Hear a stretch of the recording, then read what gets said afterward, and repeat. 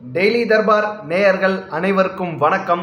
ரொம்ப நாளாக காத்து கொண்டிருந்த நாள் இதுதான்.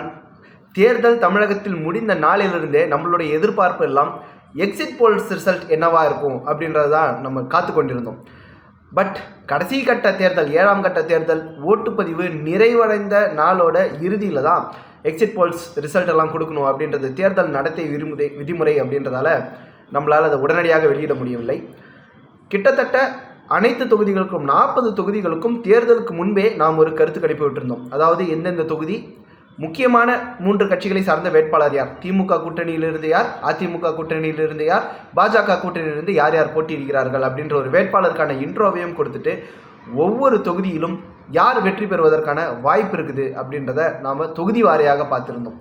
நிறைய பேர் அப்போவே சொல்லியிருந்தீங்க, மக்கள் மனதை கொஞ்சம் க்ளோஸ் டு பர்ஃபெக்ஷனாக நாங்கள் ப்ரெடிக்ட் பண்ணியிருக்கோம், கரெக்டாக இருக்குது உங்களோட ப்ரெடிக்ஷன் அப்படின்னு நிறைய பேர் சொல்லியிருந்தீங்க. அதுக்கு முதலில் ஒரு நன்றியை தெரிவித்துக்கிறேன்.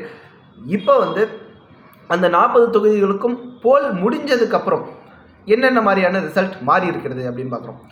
நேர்களே, ஆக்சுவலாக இது எப்படி நாங்கள் எடுக்கிறோம் அப்படின்னு பார்த்தீங்கன்னா, இந்த சர்வேக்கான முதல்ல மெத்தடாலஜியை சொல்லிக்கிறோம். ஒவ்வொரு தொகுதியிலும் இருக்கக்கூடிய மக்கள்கிட்ட பேசுகிறதாகட்டும், மறைமுகமாக பேச்சு கொடுக்கறதாகட்டும், களத்திலே இறங்கி ஓட் போல் ஆனதுக்கு அப்புறம் யார் ஜெயிக்கிறதுக்கு வாய்ப்பு இருக்குது அப்படின்றது மக்கள்கிட்ட உரையாடியதாகட்டும், சர்வேன்னு உடனே ஒரு பேப்பர் கொண்டு போய் நீட்டி இதில் டிக்கடிங்க அப்படின்ற கேட்குற மாதிரி இல்லை, பலவிதமான மறைமுக சர்வே தான். ஏன்னா ஒரு சர்வேன்ட்டு நம்ம கொடுக்கும்போது மக்கள் ஆல்ரெடி ஒரு மனசில் வச்சுருக்கிற தாட் சர்வேனா இப்படி தான் கொடுக்கணும் அப்படின்னு வச்சுருக்கிற ஒரு ட்ரெண்டை நம்மளால் புரிஞ்சிக்க முடியுது. அதனால் மறைமுகமாக மக்கள் மனதில் என்ன இருக்குது அப்படின்றத மக்கள் மனதை படித்து தெரிந்து கொண்ட சர்வே ரிசல்ட்டை தான் நாங்கள் கொடுக்க விரும்புகிறோம்.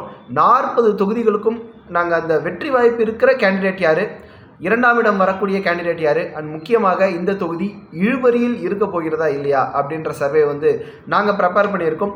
இது க்ளோஸ் டு பர்ஃபெக்ஷனாக வரணும் அப்படின்றது தான் எங்களுடைய ஆசையும். இது ஃபெயிலும் ஆகலாம், 100% கரெக்டும் ஆகலாம். பட் எங்களை பொறுத்த வரைக்கும் நாங்கள் களத்தில் பண்ண சர்வேவோட ரிசல்ட்டை நாங்கள் கொடுக்குறோம். நேர்களே, ஆக்சுவலாக இந்த சர்வே பண்ணும்போது எங்களுக்கு பலவிதமான புதிய அனுபவங்கள் கிடைச்சது. அதாவது மக்களுடைய மனசு மாறுவதற்கு அப்படின்னு பார்த்தீங்கன்னா, ஜஸ்ட் ஒரே ஒரு நாள், ஒரே ஒரு மணி நேரம் கூட போதுமானதாக இருக்கிறது. சில தொகுதிகளெல்லாம் இவர் தான் கன்ஃபார்மாக ஜெயிக்க போகிறாரு அப்படின்ட்டு நாங்கள் டிக்கடிச்சு வச்சுருந்த தொகுதியெல்லாம் போல் முடிஞ்சதுக்கப்புறம் இல்லை, ஆனாலும் இன்னொரு வேட்பாளருக்கு பெட்டர்னு எங்களுக்கு தோணுச்சு அப்படின்னு மக்கள் சொல்லி எங்களையே ஆச்சரியப்படுத்தினாங்க. சில இடத்துல இந்த கேண்டிடேட் வரத்துக்கு வாய்ப்பே இல்லை, 3வது இடம் தான், 3வது இடம் கூட நம்ம ரைட் ஆஃப் பண்ணிடலாம் அப்படின்னு நினச்ச இடத்துல திடீர்னு அவர் ஏதோ டஃப்பாக போட்டு முன்னாடி வர மாதிரி இருக்கார். அந்த மாதிரி சில தொகுதிகள் உண்மையிலே நம்மளுக்கு ஷாக்கிங்கான ரிசல்ட் இருந்துச்சு.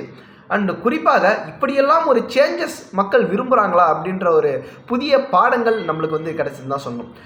எல்லாருமே இந்த வீடியோவில் எதிர்பார்க்க போகிறது தாமரை தமிழகத்தில் மலருமா மலராதா அப்படின்றதான். அதற்கான விடையையும் நாங்கள் வீடியோவில் ஒவ்வொன்றா சொல்லியிருக்கோம். ஒவ்வொரு தொகுதியாக ஒவ்வொரு வீடியோவாக நம்ம பார்க்க போகிறோம். டைம் வேஸ்ட் பண்ணாமல் நான் போயிடுறேன். எல்லாரும் எந்த தொகுதியை முக்கியமாக எதிர்பார்க்குறீங்கன்னு எனக்கு தெரியுது. அந்த தொகுதியும் விரைவில் வர இருக்கிறது. முதலில் நாம் பார்க்க போகிற தொகுதி சென்னையிலேருந்தே, நம்ம தலைநகர்லேருந்தே ஆரம்பிக்கிறோம். ஏன்னா ஃபஸ்ட்டு நாங்கள் சர்வே போட்டபோது அந்த ஆர்டர்லேயே மோஸ்ட்லி மெயின்டைன் பண்ணணும் அப்படின்னு நினைக்கிறோம். வட சென்னை தொகுதி தான் பார்த்தோம். வட சென்னை தொகுதியை பொறுத்த வரைக்கும் ஏற்கனவே நம்ம சொல்லியிருந்தோம், கலாநிதி வீராசாமி அவர்கள் திமுக சார்பாக போட்டியிடுகிறார், அதிமுக சார்பாக ராயபுரம் மனோ போட்டியிடுகிறார், பாஜகவை பொறுத்த வரைக்கும் பால் கனகராஜ் அவர்கள் போட்டியிடுகிறார்கள். இவர்கள் வேட்பு மனு தாக்கல் செய்த போதே உள்ள அடிதடி நடக்காத குறையாக பஞ்சாயத்து நடந்தது அப்படின்னு தான் சொல்லணும். ஸோ ஒரு வேட்பு மனுவிலேயே இந்த அளவுக்கு அதிரி புதிரியாக ஒரு மங்களகரமான தொடக்கத்தை தமிழக அரசியலுக்கு கொடுத்தது வடசென்னை தொகுதி தான். அந்த தொகுதியில் நாம் முன்பு ப்ரெடிக்ட் பண்ணியிருந்தது யாருன்னு பார்த்தீங்கன்னா, கலாநிதி வீராசாமி அவர்களுக்கு தான் எட்ஜ் இருக்கிறது. அதிமுகவின் ராயபுரம் மனோ அவர்கள் 2ஆம் இடம் பெறுவதற்கான வாய்ப்பு இருக்கிறது. அண்ட் பாஜகவின் பால் கனகராஜ் 3ஆம் இடத்திற்கு தள்ளப்படுவார் அப்படின்னு நம்ம பேசியிருந்தோம். நம்ம எதிர்பார்த்தது போலவே திமுகவின் கலாநிதி வீராசாமி அவர்கள் முன்னிலை வகிக்கிறார். போஸ்ட் போலில் நாங்கள் எடுத்த சர்வே படி பார்த்தீங்கன்னா, வடசென்னை தொகுதி கலாநிதி வீராசாமி அவர்களுக்கு போவதற்கான வாய்ப்புகள் நிறையவே இருக்கிறது. சென்னை தொகுதியை பொறுத்த வரைக்கும் ஜென்ரலாகவே அது திமுகவின் கோட்டை அப்படின்னு சொல்லுவாங்க. அதை சமீப காலத்தில் அதிமுக உடைத்தது. ஜெயலலிதா அவர்கள் உயிரோடு இருக்க வரை அது உடைத்ததுன்னு தான் சொன்னாங்க.